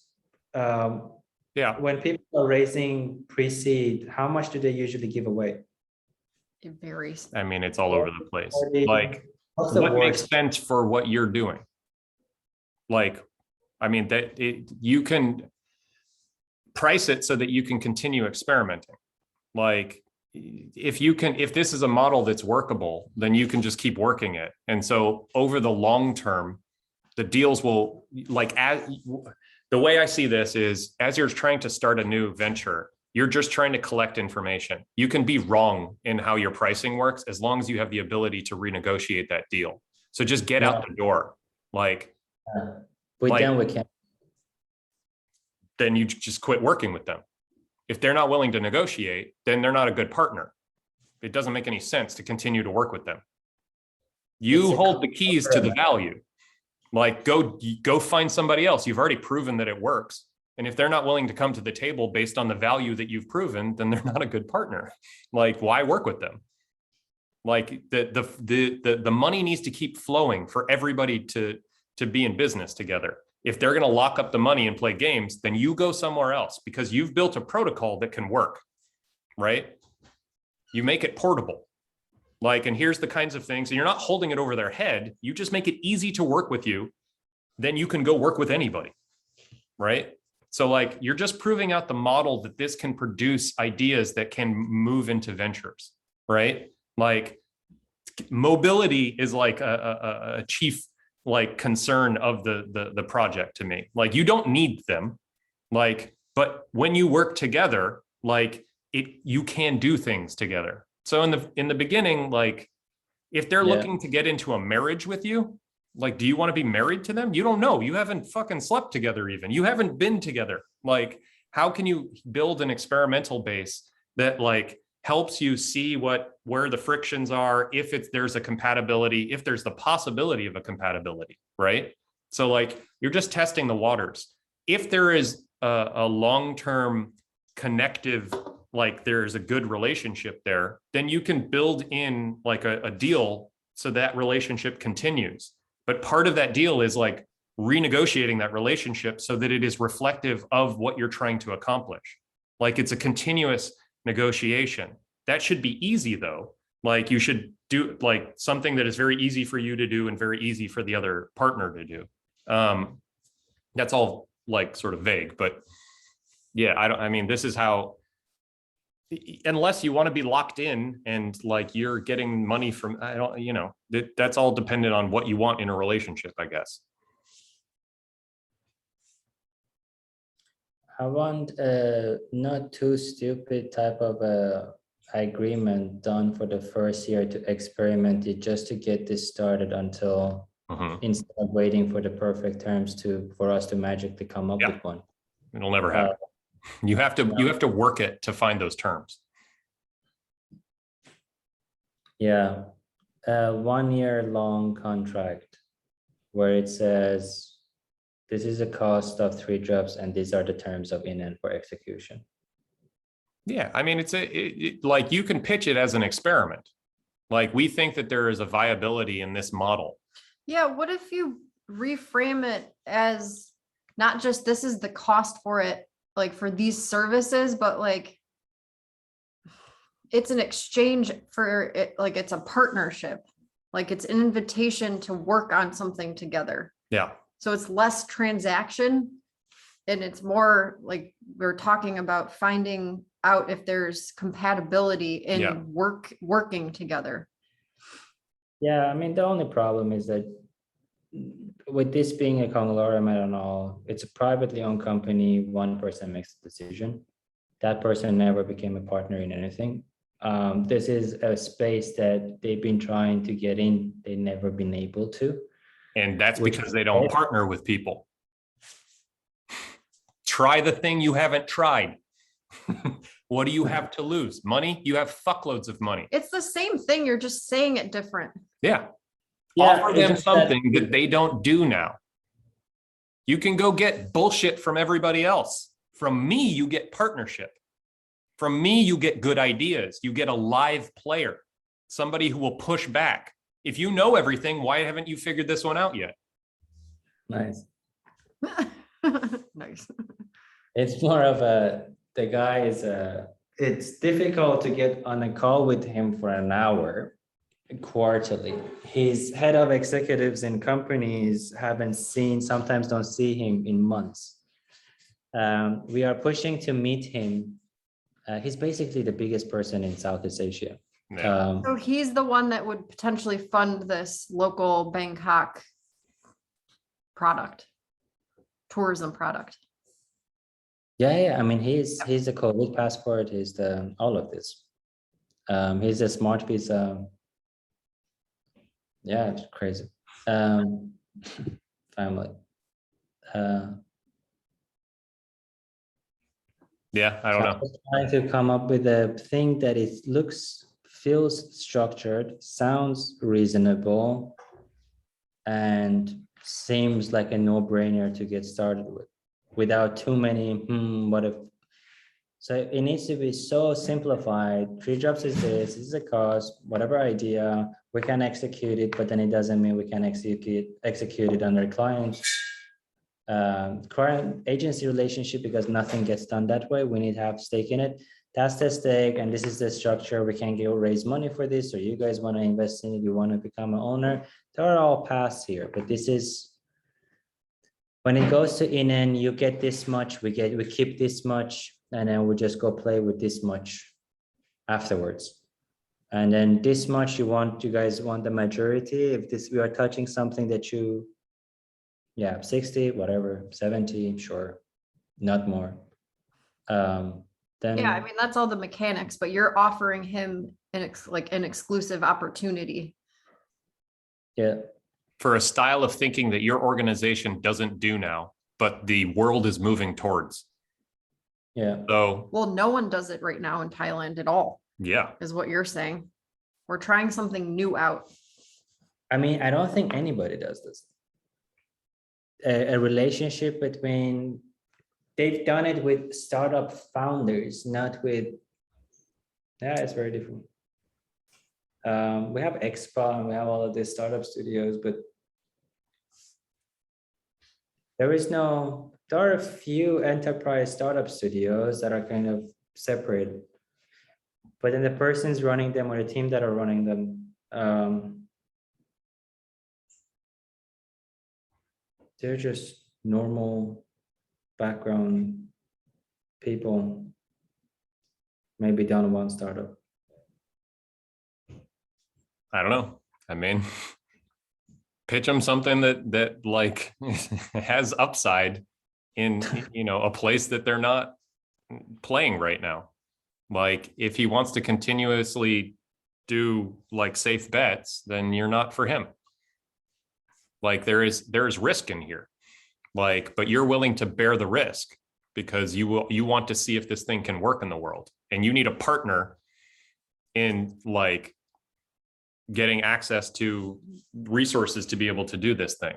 And if he doesn't want it, he doesn't want it. That's fine. Yeah, the video conferencing one gonna be a very good one. One more idea to present on the same call would get enough attention to perhaps slowly start those conversations. Yeah, I don't know. I mean, it's the mentality around what you're doing here too for yourself. Like you want to set up like an experimental lab. You're not locking yourself into a long-term deal. Just like move it closer to the present. Like what are the minimum things that need to be expressed so that you can go play, like, and find other people to play with. Like, and if it doesn't work, that's fine. You learned a bunch of information. Like you're setting it up so that like you have a better understanding of what reality is asking for. right? And then that is part of what your offering is. We are going to go put ourselves out there and try a bunch of stuff, and then we'll give you a research report on how that works. And part of that research report might be product, but it also might be, this is why this shit is not going to work right now. This is what's missing. This is where there are blockages. But you can know that because you're going to go try to do it or whatever. So, I mean, there is something to that if they're not doing this now, like you are a rapid deployment, there's all these like sort of, again, I'm not on the ground, so it's hard to pitch it specifically, but I don't know, you're bringing a different energetic quality to the work that maybe is not being expressed right now. That's valuable. Cool. We'll see. get to work, see what happens. Yeah. And we started this conversation with you taking a break. Yeah. It's really fun to say no to. I mean, it's too fun to say no to these things. And I was thinking the other day, I'm so far away from being, every time I think, am I getting burned out? I'm like, no, this is really, really fun. It just, yeah, I'm actually just want some kind of a progress indicator that something is moving a little bit faster than usual. The way I look at this is, are you thinking about this more clearly? Like, is it more in alignment with what you want to be doing in the world? That's progress. Like, so is it sustainable? Is it something that you want? Are you having fun? Is it something that's not burning you out? And then can you balance that against being relaxed and meditated? Like, can those things coexist? Because then you're starting to find like a rhythm to the thing that is, you can show up and do it, right? That doesn't mean it won't be stressful. It doesn't mean it won't be hard, but it is something that like is an expression of what you're trying to accomplish. Like, rather than, because objective measure doesn't work for these things. Like, I've made X amount of dollars. That's easy to do. Like, go find places where you can find the money. It doesn't, like that is part of the signaling, but there needs to be a qualitative measure to like how well you're operating, how fun it is, like how generative it is for the people around you. Like, if that's not happening, then it's not worth doing. Yeah. It's just bullshit. So I don't know. That's how I've been thinking about it. Yeah.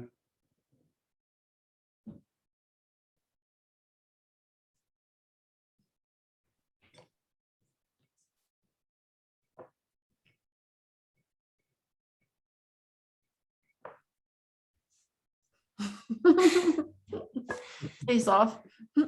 Mm.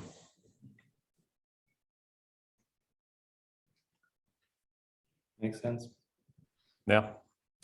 It's a hard one to unlearn from like the sort of objective measure, like the tangible things, like, oh, look, I got this and I did that, and here's my portfolio.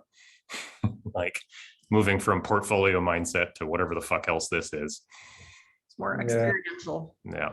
There's the qualitative thing you pointed to. It's like what it feels like. Yeah. And do you want to do that? And you get a choice now. You didn't have a choice before, sort of thing. Like, I don't know, when you're starting like with work stuff, yeah, you need to make money. You want to make money. You want to figure out like what your thing is. And now it's less about what you have to do. It's what you want to do. Yeah.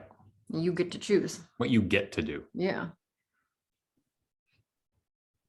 Yeah. That's usually a sign that like, if you've got a lot of things that you have to do in your life, it's not a good life. But if there's a lot of things that you get to do in your life, it's a decent life. Then it's a problem of like abundance, of like overflow. You're like, geez, I can do all this stuff, but how do I choose? What is important? What do I want to grow? So that's the part, that I'm very interested in. Team.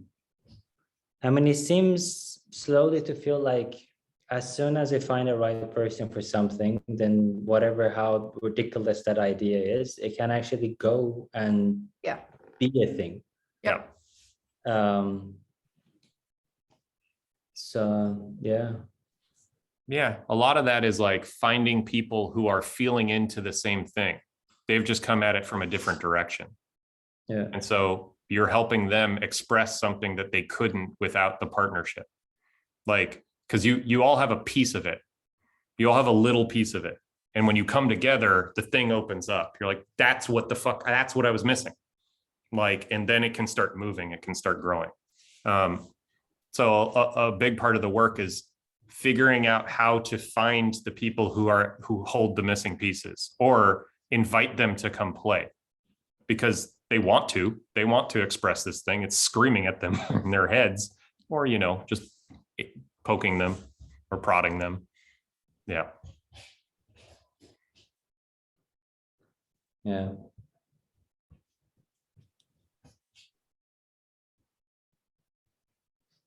Yeah, we're playing with similar thing. Like, we're trying to find collaborators here, like, who are feeling into the same kind of thing. So how do you present it to the world and then offer them an on-ramp to come play? And then there's structure and like a place and coordination and a methodology, a vision that they can help build. Like, it's not done. It's a story that they can write together. This one is it's more ambient. It's more like it builds itself or it doesn't exist. Yeah, we'll probably have some things that are like more tangible in that sense, business oriented, but yeah, I don't know yet. I was watching the latest video. With Phil? No, it was all love you guys. And everybody happy just discussing the details of things. And I was just paying attention to almost everybody's airtime is around the same. So everybody's contributing, everybody's active. It's a very good dynamic between everybody. It's really difficult to get. Yeah, it's the space. It's like we are holding the space together. And like we care about the space. And so, there's a way to go about doing that. And then, yeah, I don't know. We respect each other's time, or each other. There's a bunch of attributes in there, I guess, that make that possible. Yeah, we trust each other is what it is. Well, everyone's got a piece of the whole kind of thing. We can't know what we're doing unless we all share. It's impossible otherwise. If somebody comes in with like a master plan, it never survives. It doesn't make any sense. Like, yeah, it's about providing the right scaffolding. Like, do as much as you can do so that you can get feedback from everybody else.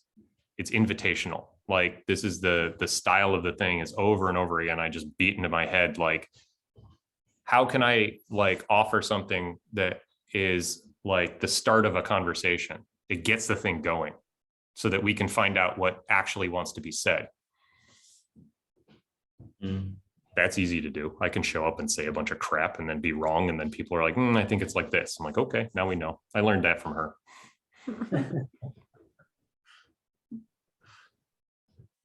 Yeah, there are different roles in that. And then people like to, if there's experts around or people for whom they thought a lot about something, if you give them a nugget and they've like fleshed out some of that, but it's coming from a perspective they haven't thought about, they get to increase their understanding of the world. And for people who are curious, it's the best thing ever. You're just like, oh, I did not know that. And then now I know this, and that opens up all this other shit. And then you can't wait to come and do it again because you have all of this extra fluidity and movement and possibility. Yeah, it's nice.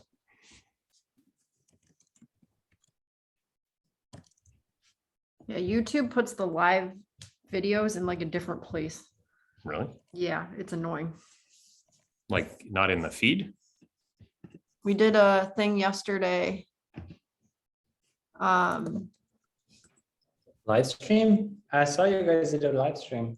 Yeah. We're going to start doing more of those. Oh wait, it's there. Puts it right there. I have to rename it though. Yeah. Yeah, we did a chat yesterday. It's our first, what we're calling understanding club, where we just get together with people and we talk about a thing we barely understand together and try to figure it out. And so in this case, we brought in a dude named Phil who works at like a decentralized exchange and has an understanding of the like financial landscape of crypto. And so we were able to sort of ask him why things are working, and he can tell us technically, he's also an engineer, like why this is working this way, what the formulas are for certain things, like what the dynamics are. And then we can start talking about what are the implications of this thing in the world? Like, what does it mean? Why is it like this? What is it in relationship to this other thing? It's like exploring a space together. It's nice. Yeah, it's fun. It's the same thing you were talking about. He gets to come think about things in a different way. And like he hadn't thought a lot about blockchain media, which we've thought a lot about. And so he was like, oh, wow. He's like, okay, so maybe we can keep talking. And like, I want to know what you know, because I just shared what I know. Yeah. So it's kind of nice because it's like you want to keep doing it. Just keeping perspectives moving. Like, and if you're stuck in something, it's possible that you don't have a perspective that you need. And somebody else has it, but you don't know what that perspective is. So producing environments where serendipity is possible it just inches you forward towards knowing what you need to know to work the problem. So I don't know, it's a serendipity generator in that sense. It's also fun to hang out and learn things together. Like it's a lot easier than like going and researching it by yourself. And then, it's living in that sense.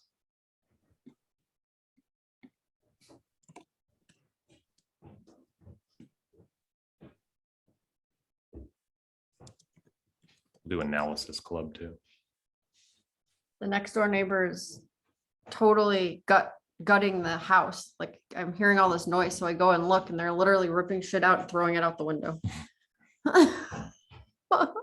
Like what is like I was like, I haven't looked to see what they're doing over there. Like in the It's backyard, loud. there's piles and piles of stuff out there. Yeah, they're just throwing it out the window.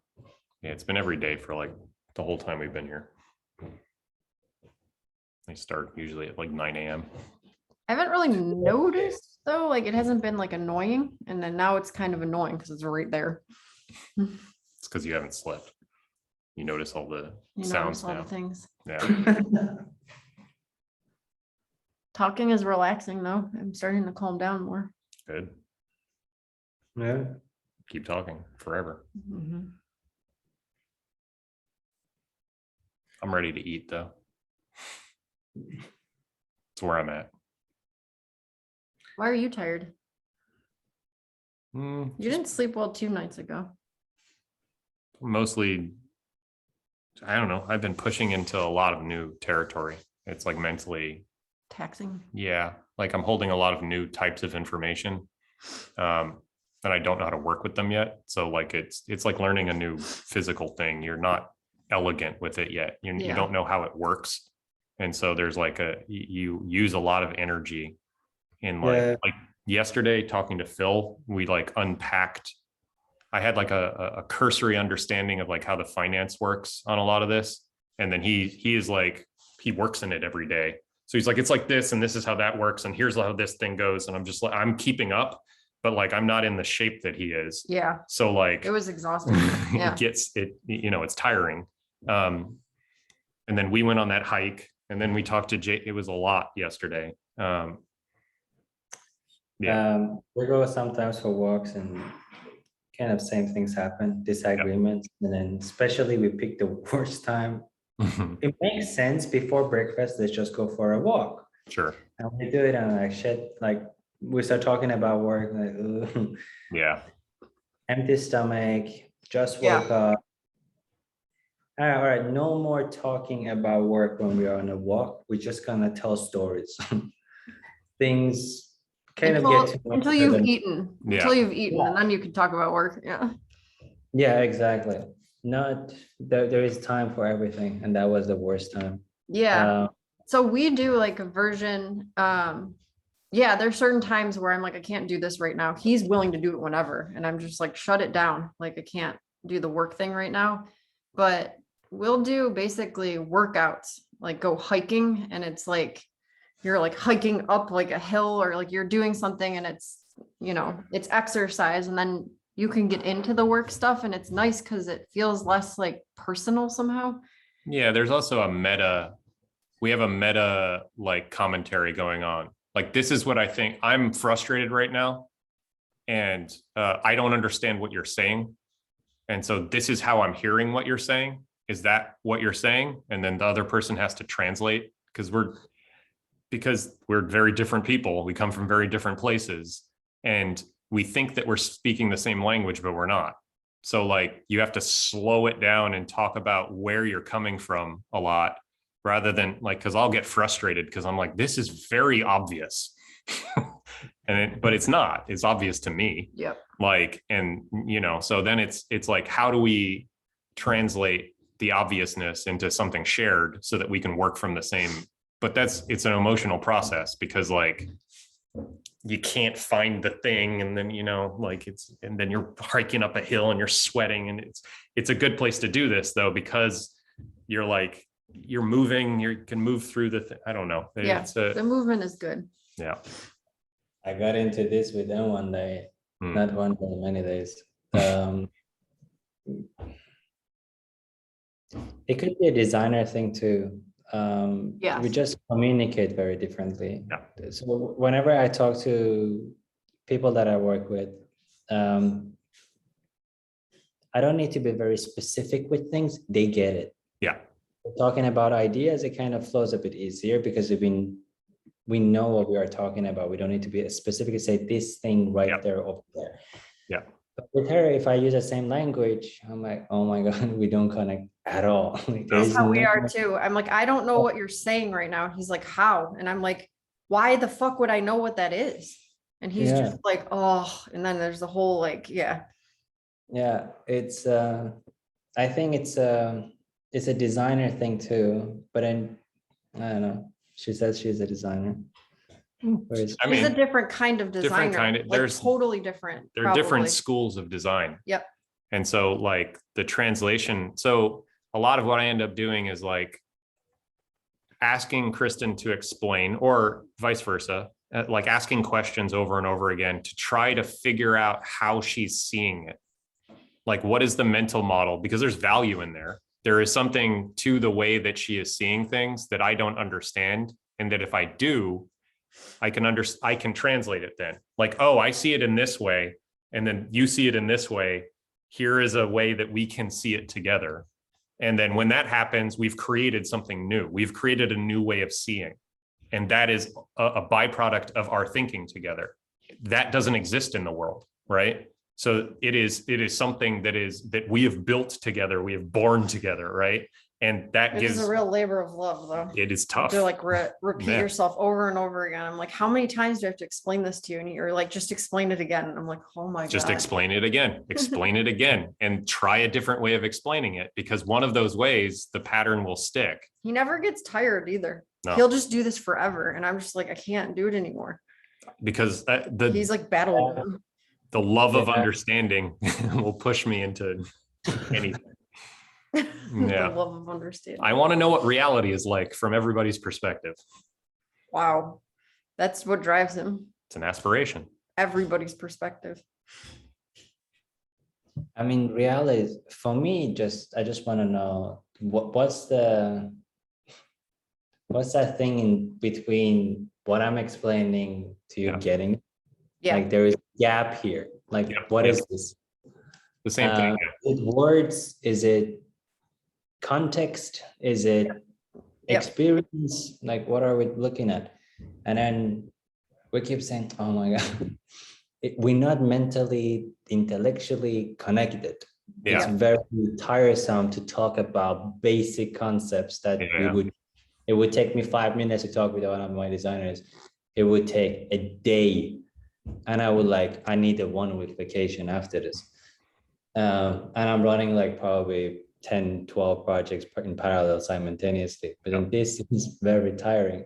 And I'm like, if there is an emotional leaking, nothing fucking gets done during the day. Let's just deal with this until we at the end of it. We Yeah. make peace, we move forward. If we don't, then this emotional leakage, then it takes all of that energy throughout the day. Nothing gets solved, Yeah. and then the day has gone, and I'm like, fuck, what a waste of time.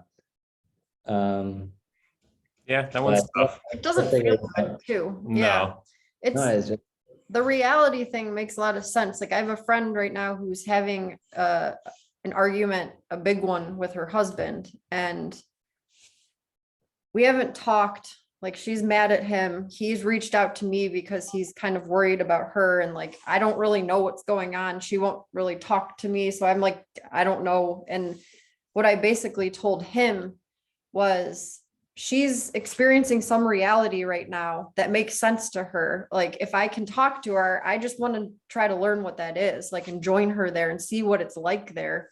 Because he doesn't understand it. And I don't think she understands his reality. And I just have no idea what's going on. But I think this is what happens. Like it's normal for people to have their own reality, like they have their own perspective. It's the working with people to figure out how you bridge it. And everybody's different. And depending on how different the realities are, like this is where yeah. like some And- people, I don't know, like I guess this is like where you bring in like therapy, like to do like relating stuff, like Yeah. because If you're so far apart, you need somebody to translate for you. or if something is going on where like it's triggering you and like reminding you of something else that is not really in the room, it's like your past experience, and then Yeah. you bring that into the room and the other person's like, how is that related to this?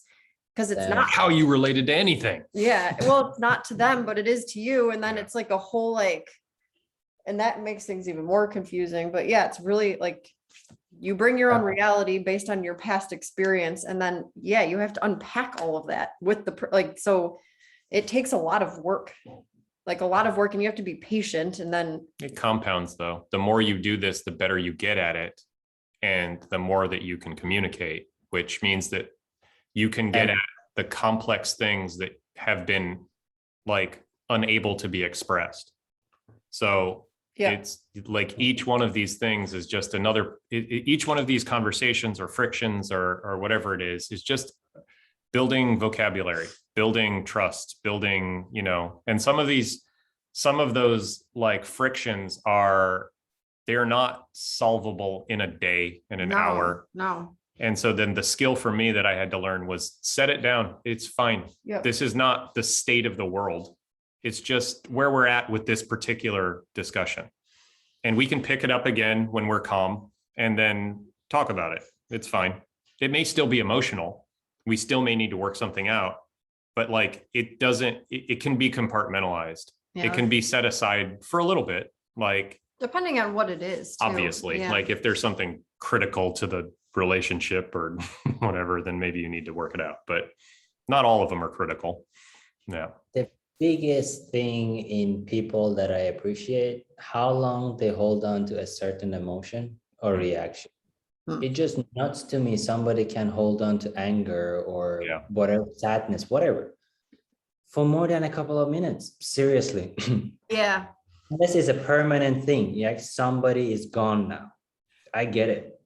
But we are talking about it. Something was said or Yeah. something just happened or something made you upset, and then you hold on to that emotion more than 5 minutes. Yeah. Unreasonable. Absolutely unreasonable.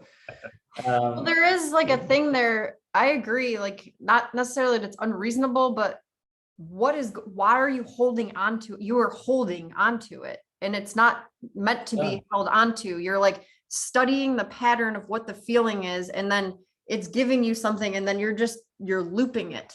So it's like artificially reproducing like the like imprint of this thing. Why? What is going on? Like it's beyond the moment in which that thing like came to pass. Like the emotion is like giving you information about what's going on. But yeah, if you become identified with it, then you get into a reality where that thing has like a life of its own. And then what's happening there? I think just all emotions are stupidity. all of the ugly ones, seriously, because it's just a lack of understanding. Anytime you have a bad reaction to something, it's just you not understanding. Yeah. Sure. Yeah. Compassion. I can agree with that.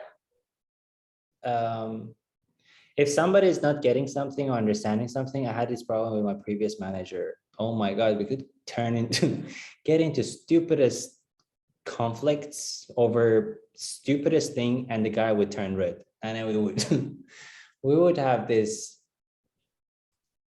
kind of physical pain, physical, because we like this during the whole conversation.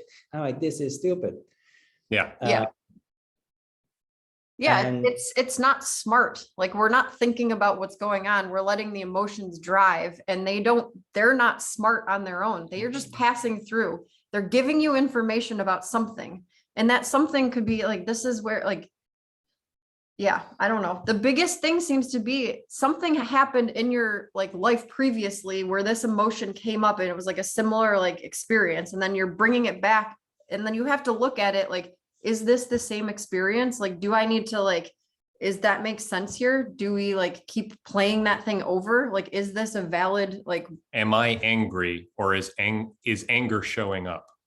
well, and why is anger showing up? How is this different from Well, other are you angers? What can I identifying- learn with it? Like, how do I bring it to Gotta bear? start Like, with just being able to detach. Like, am Yeah. I angry? Am I anger incarnate? Can Yeah. I only act through anger, or is anger appearing because of something in circumstantial? Yeah. Like, is it me? Is it us? Is it the world? Like, yeah, you are making me feel angry. yeah. You're And making me. oh, that.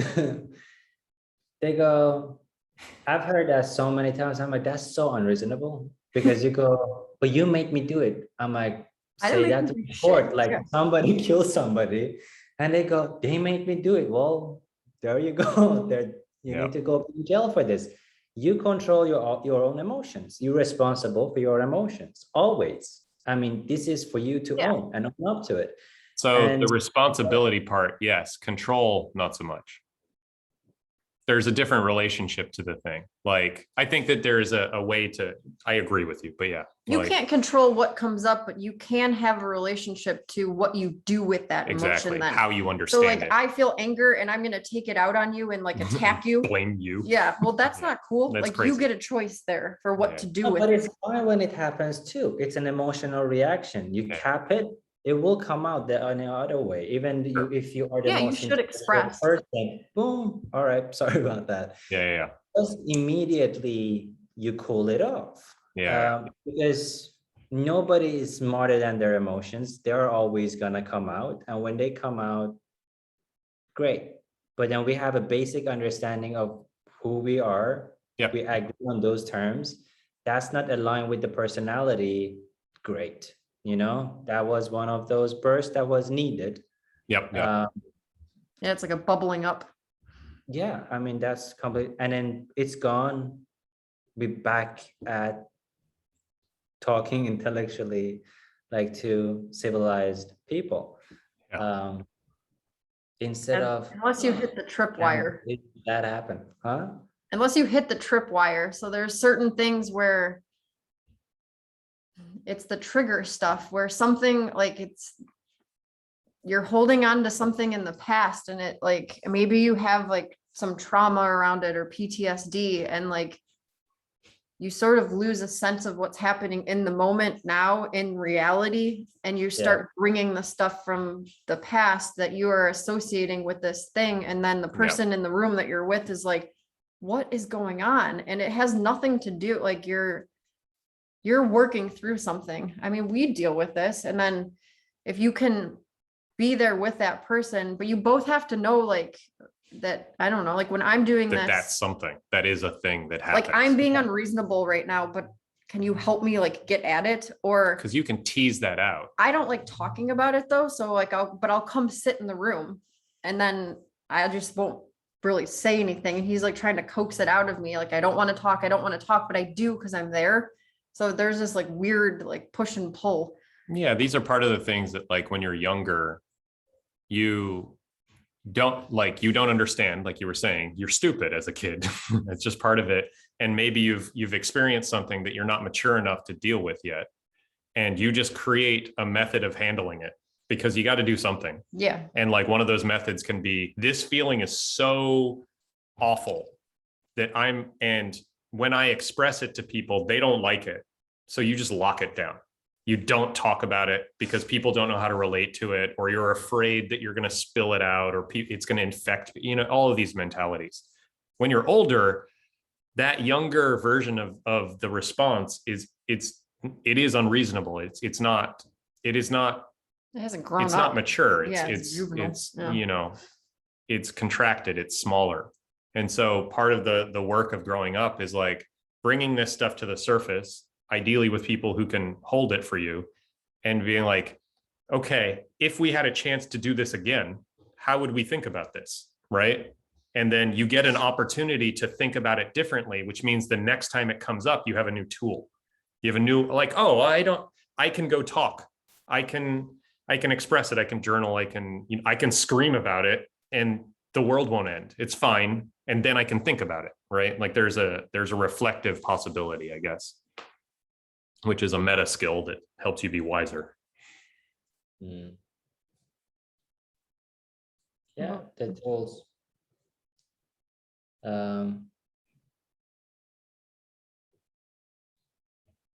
Yeah. And then you just do that over and over again. Forever. With more and more deep-seated stuff that With pops more and up. more people. Yeah. Yeah. I mean, you also have to have people in your life who can trigger this stuff so you can work with it.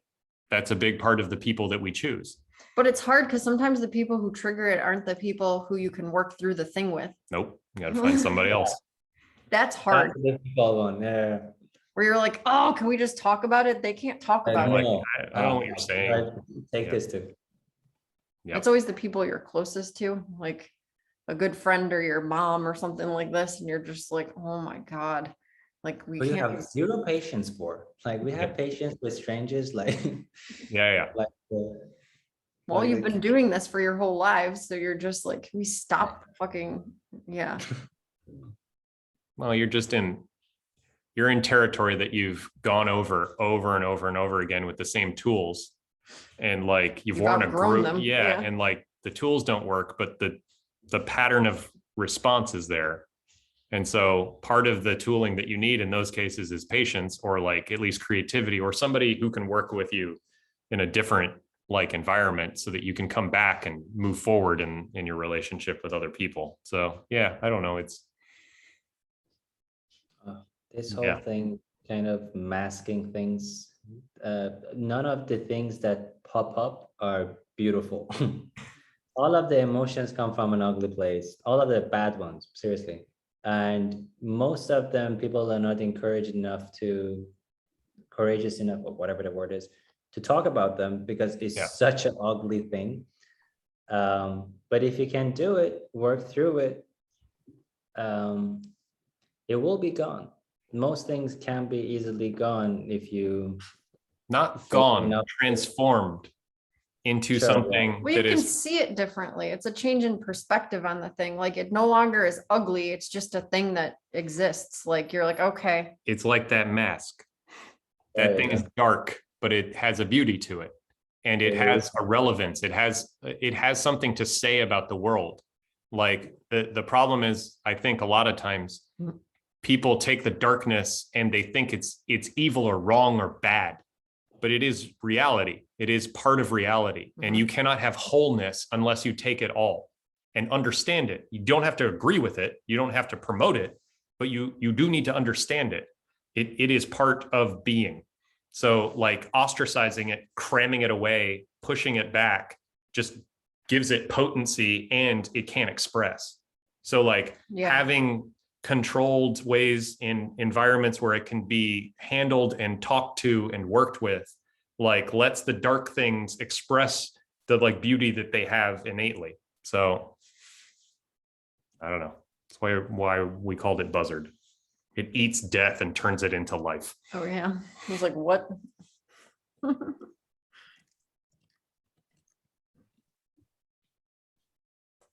Yeah, that one took me a long time to square. Because Being like okay with the negative emotions. understanding what purpose, what they're expressing, like that, you know, these dark things are workable, they are understandable, there is a stance that you can have in relationship to them, and they are not yeah, I don't know. I wonder, not understandable, not, it's very difficult to understand some people's realities because it's just their realities, and realities are connected to so many realistic and unrealistic things, or Yeah. whatever they connect things in their mind is very difficult to find how they connect the dots in their mind. What is the truth for them? I mean, like that's the Yeah, but if they don't like, so this is where having some kind like communication and like some kind of way of connecting with others, if people aren't willing to do that work, then yeah, they're sort of on an island. But you Very like it takes two to tango. It gets a two-way street. You can't expect that they're gonna do all the work and it like that they need to come out from their reality into yours. You got to meet halfway, like that kind of thing. When you've worked with some of this stuff, you end up having more room to hold some of that for them for a little bit. You don't need to. You can though.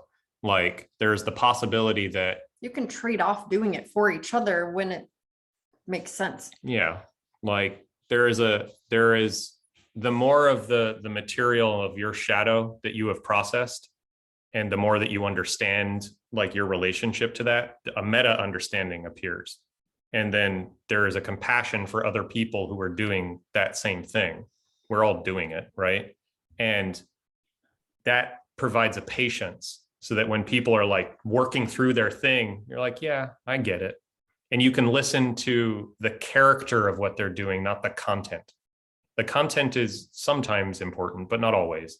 Usually there's a thrashing. Informative, yeah. It's information, but there is information below. There's information in the structure, in the design system of the person, right? Like, how did that design system develop? Like, is it patched together? Is it worked on? Is it balanced? Does it come from health? Does it come from fear? Does it come from abundance? You know, all of these kinds of things you can kind of feel into. Or, you know, there's a meta practice of just listening to what they're doing. I'm like, okay. And then the response can come through. Maybe they need to be pushed. Maybe they need they just need to have it cascade off of you. I don't know.